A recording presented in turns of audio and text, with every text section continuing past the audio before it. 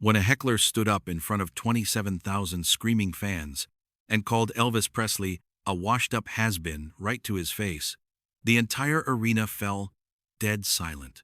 You could hear a pin drop. What happened next wasn't just unexpected. It was so powerful that grown men in the audience were seen wiping tears from their eyes, and even the heckler himself was left speechless. But here's what nobody talks about. What was it about Elvis's response that turned his biggest critic into his most devoted fan that very night? The Mid-South Coliseum throbs with the heartbeat of 27,000 souls packed into every seat, every aisle, every corner where a human body can squeeze. July heat rises from the crowd like steam from hot asphalt, mixing sweat with anticipation and cigarette smoke that hangs in blue-gray clouds beneath the harsh arena lights. Memphis in 1976 feels electric tonight, charged with something indefinable that makes the hair on arms stand up and sends shivers down spines despite the oppressive humidity. Elvis emerges from the wings in his white jumpsuit, sequins catching the spotlights like fallen stars, and the roar that erupts shakes the steel beams of the building. 20 years since That's All Right changed everything, and still they scream his name like teenage girls discovering love for the first time. His hair is perfect black waves, his sideburns sharp as knife edges, his presence commanding the stage with the same magnetic pull that once scandalized Ed Sullivan's television audience. But something feels different tonight. Maybe it's the way Elvis's hand trembles slightly as he grips the microphone stand. Maybe it's how his breathing seems heavier between the opening lines of "Don't Be Cruel." Or maybe it's the electricity in the air itself, the kind that comes before lightning strikes and changes everything forever. The crowd senses it too, leaning forward in their seats as if pulled by invisible strings, their eyes locked on the man who taught America how to move its hips.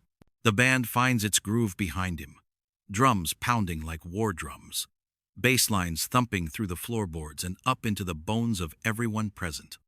Elvis moves across the stage with practiced grace, his legs still liquid despite the years, his voice still capable of making women faint and men question their own masculinity. Each gesture is both calculated and spontaneous, perfected through 10,000 performances, yet somehow fresh as morning dew. The audience becomes a living, breathing organism, swaying as one body, singing along to words they've memorized, like prayers. Front row faces glow with devotion, middle section hands reach toward the stage, like supplicants seeking salvation. And even the cheap seats in the rafters lean forward to catch every note, every word, every precious second of magic. Security guards, stationed at intervals around the arena, watch, with the same mesmerized expressions as the paying customers, their professional vigilance softened by the spell that Elvis weaves simply by existing. Tonight feels like a culmination of something, though nobody can name exactly what. The air itself seems to hold its breath, waiting for a moment that hasn't arrived yet, but hovers just beyond the next song, the next verse, the next heartbeat. Concession workers abandon their posts to peek through doorways. Janitors stop mopping to listen. Even the tough guys who came reluctantly, dragged by girlfriends or wives, find themselves swaying to rhythms that bypass their brains and speak directly to their souls. Elvis adjusts his collar, wipes perspiration from his forehead with a silk scarf that will later be thrown to screaming fans, and steps closer to the edge of the stage, where the lights are brightest and the crowd is closest. And fate is already writing the next chapter of rock and roll history. But behind the dazzling smile and confident swagger lives a man carrying invisible weight that would crush ordinary mortals. Elvis Presley, at 41, bears burdens that have nothing to do with sequined jumpsuits or screaming fans. Even as he commands this stage, even as every soul in the arena sings his name, prescription bottles wait in his dressing room like tiny soldiers, each one fighting a different battle against pain that runs deeper than physical discomfort. The reflection staring back from the mirror shows tired eyes that have seen too much, loved too hard, and given away pieces of soul until sometimes he wonders what's left. Colonel Parker's financial demands press against his shoulders like Atlas holding up the world. Every performance must generate more revenue. Every tour must break attendance records. Every album must outsell the last. The business of being Elvis has consumed the joy of simply being a man who loves to sing. Late nights blend into early mornings. Cities blur together into one endless highway of hotels and stages and faces that adore an image, while the person behind it slowly disappears. His health betrays him in ways that would terrify fans who see only the powerful stage presence. Stares leave him breathless. Simple movements require more effort than they should. The jumpsuit hides more than it reveals, concealing a body that once moved like liquid lightning, now struggling with the basic mechanics of performance. Yet still he takes the stage. Still he gives everything he has, because disappointing these people who love him feels like the ultimate sin. The loneliness cuts deepest of all. Surrounded constantly by people, yet utterly alone, Elvis carries conversations with himself that nobody else can hear. Success has built walls around him so high that genuine human connection requires scaling fortresses of fame and expectation. Even Graceland feels like a beautiful prison sometimes, filled with employees and hangers-on, but empty of the simple friendship he craves, like oxygen. Tonight, performing "Love Me Tender," vulnerability creeps into his voice unbidden. The lyrics that once felt like romantic promises now sound like desperate pleas for someone, anyone, to see past the legend and love the man. His hand grips the microphone tighter as emotions threaten to spill over the careful boundaries he's constructed. The crowd hears only beautiful music, but Elvis feels every word scraping against raw nerve endings. The stage lights blur slightly as fatigue clouds his vision. Sweat stings his eyes, despite the air conditioning that never quite reaches the performance area. His white jumpsuit clings to skin that feels too sensitive, too exposed, too human for someone who's supposed to be larger than life. Yet he continues, pouring what remains of his heart into every note, unaware that this moment of emotional nakedness will soon be tested by forces beyond his control. Memories of Tupelo flood his mind unbidden. Childhood poverty that still haunts his dreams, his mother's voice singing him to sleep, in a two-room house that seemed like a mansion compared to the emotional poverty he feels now. Fame was supposed to fix everything. Money was supposed to heal every wound. But success has only revealed new varieties of pain he never knew existed. The boy who once pressed his face against record store windows now owns everything he ever wanted, yet feels emptier with each passing year. His response will reveal whether 20 years of fame have destroyed his humanity or refined it into something even more precious than the crown he wears so heavily. The words slice through the music like a machete through silk. "You're washed up, Elvis. You're nothing but a has-been." The voice erupts from the front section with the venom of a man who's been waiting his whole life to deliver this blow. Every instrument dies mid-note, as if someone pulled the power cord from the universe itself. The drummer's sticks hover frozen in mid-air. The bass player's fingers stop dead on the strings. Even the backup singers' mouths remain open in silent awes that will never complete their harmony. The entire Colosseum becomes statues carved from shock and disbelief. Conversations stop mid-sentence. Popcorn boxes remain suspended halfway to mouths that have forgotten how to chew. Children who were clapping along suddenly grab their parents' arms with confusion written across their faces. The collective intake of breath creates a vacuum that seems to suck all sound from the building, leaving only the hum of arena lights and the distant rumble of Memphis traffic that feels a million miles away. The heckler stands like an avenging prophet in Section C, Row 3, Seat 14, his finger pointed toward the stage with accusatory precision. He's middle-aged, wearing a work shirt and jeans, his face red with alcohol or anger or both. Maybe he lost his job recently.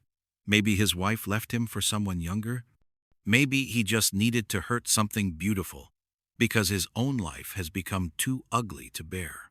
Whatever demon drives him has found its target, and now he stands in the spotlight of his own making, having stopped time itself with his cruelty. He freezes at center stage, the microphone 6 inches from lips that have forgotten how to form words. The heckler's accusation hangs in the air like smoke, seeping into every corner of the arena, poisoning the atmosphere that moments before had been pure magic. Security guards begin moving through the crowd, but their progress seems underwater slow, dreamlike, as if the laws of physics themselves have been suspended by the weight of this moment. The silence stretches beyond comfort into something almost unbearable. Heartbeats become thunderclaps. Shallow breathing sounds like rushing wind. The very foundations of the building seem to shift as reality recalibrates around this collision between idol and iconoclast.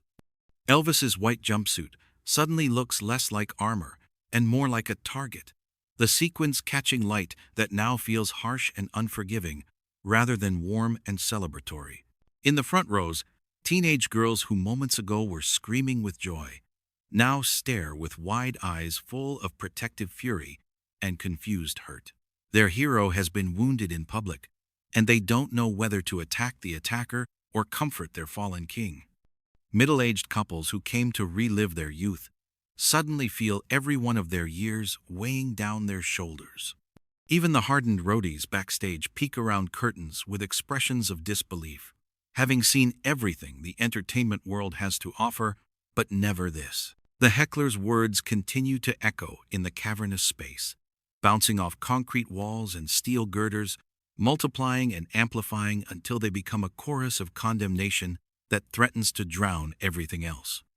The man himself seems almost surprised by his own audacity, his pointing finger beginning to waver as he realizes he has just challenged a god in his own temple before an army of worshippers who would gladly tear him apart for his blasphemy. He slowly removes his sunglasses with hands that no longer shake, folding them with deliberate care before tucking them into his belt. His eyes, now naked and exposed, find the heckler's eyes across the expanse of shocked humanity, and an unspoken understanding passes between them. Not anger, not hurt, but recognition. One broken soul, acknowledging another broken soul, in the language that exists only between people who understand what it means to bleed in public. "Sir," Elvis says, and his voice carries to every corner of the arena without amplification.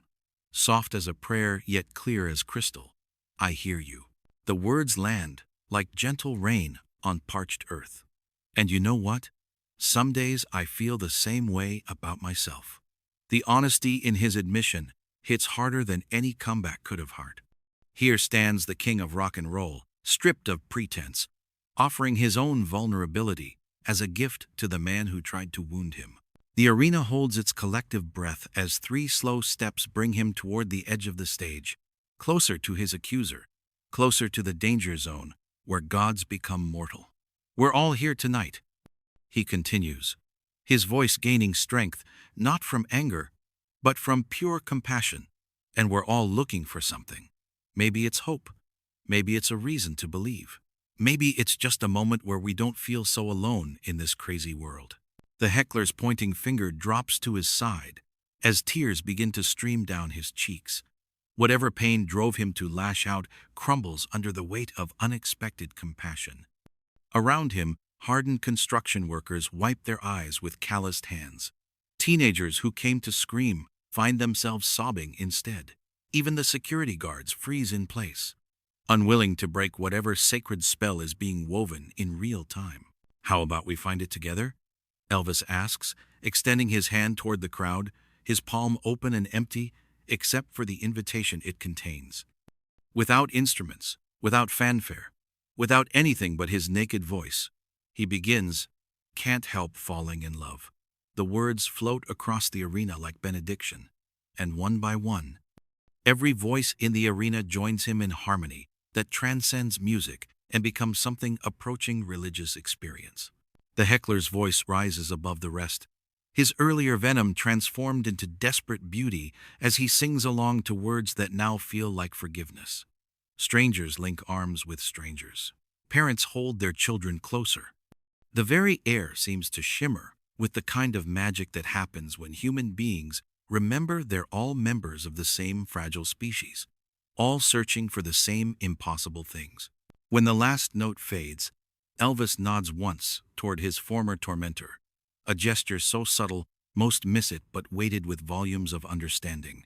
The heckler nods back, his expression transformed, and somehow everyone present knows they've witnessed something that will live in their hearts long after the arena lights dim and the crowds disperse, and the sequined jumpsuit hangs empty in a closet.